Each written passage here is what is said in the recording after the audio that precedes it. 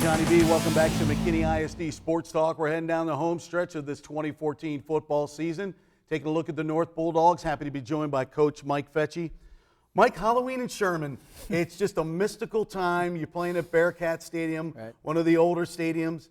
All the fans sit low, natural grass. It's good that you wore orange, to kind of blend in. But, hey, that's a tough place to play no matter what Sherman's record is. Yeah, it's a very tough place to play. It's a lot different than what you're used to in the normal settings as far as size of a locker room and proximity of fans to the field and all that stuff. It's, Sherman's band wasn't there because they're in the UIL competition, I think. So it's a little bit like a scrimmage atmosphere, to be honest with you. We had a pretty good crowd considering it was a road game on a Halloween night. But it was definitely a very eerie game, very weird game. Natural grass, the whole 9 yards. It was fun. It was different. I'm just glad we got out there with a win. Over the last couple of weeks, everybody's defensive philosophy is let's keep the ball away from North. Let's control it ourselves.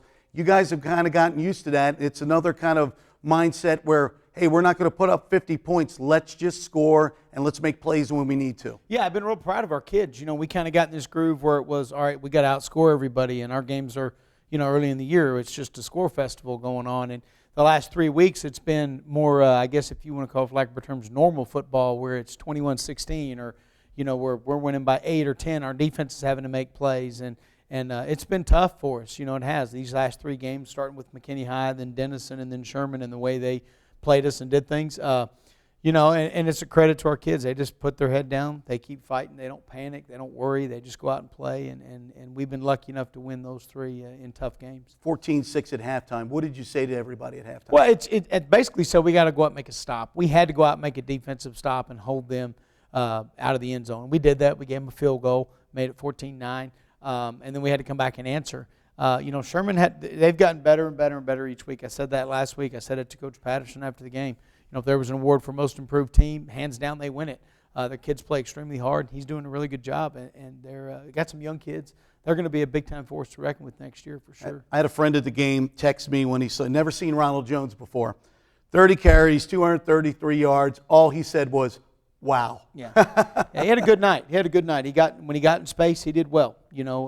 We didn't play as well up front as we have been. That's credit to a little bit of Sherman, a credit to a little bit of a couple guys that are having to step in for some hurt individuals. But at the same time, he did well. Nick played well.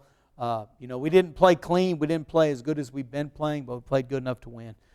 So hopefully we can get that stuff fixed this week. With that victory, 5-0 on the road this year. How proud are you of that? Very proud of us. Very proud of us for that. That was a goal. A goal going into the year was for us to win every game. And that seems like a lofty goal, but it was an obtainable goal. We thought going into the year, once we lost to Wylie East and knew that wasn't going to be the case, and it was okay, let's go win 9 regular season games. Let's go win the District 10 5A title and win 9 games. We got a chance to do that this week. And in order to do that, we talked about the roadmap to do that. You're going to have to go on the road and play well on the road and beat people on the road. And we've done that. And we've given ourselves an opportunity that we have this week, which is a golden chance that doesn't come around very often. To have 9 wins in the regular season and to win the 10 5A district title outright, not have to share it with anybody, like we had to last year. So that's the goal, and we're excited about it. Let's take a look at those highlights. Friday night, Halloween night in Sherman, North and Sherman on the road at Bearcat Stadium. Yeah, early on, this is a good run by Ronald. Good job blocking on the edge. Kind of anticlimactic there at the end. He just kind of goes out of bounds. But this is a really good throw and catch to Constantine. Constantine, makes a kid miss right here and then gets north and south and avoids this tackle right there at the end to get in the end zone to start the game. Every one of your wide receivers has really stepped up this year. They have. Every one of them is playing well, and making plays when they do. It's a great play by Dimitri Parrish, triggering on a very, very talented kid for Sherman. That sophomore right there is a really good player. It's a good play by Ronald, getting some linemen out in space, getting some blocks. Again, there you see receivers blocking down the field. We got to do a little better job on the backside. You see some of those guys starting to filter in, but at the same time, we did a pretty good job. Nick's been playing within the scheme and making good decisions. There's Ronald around the end, and boom. Makes that guy miss. Again, good block there. You can't fault that. That's just an effort deal right there. But yeah, we got him when we got him to second level. He did well. They made it tough on us. Great run here by Nick. Real physical run.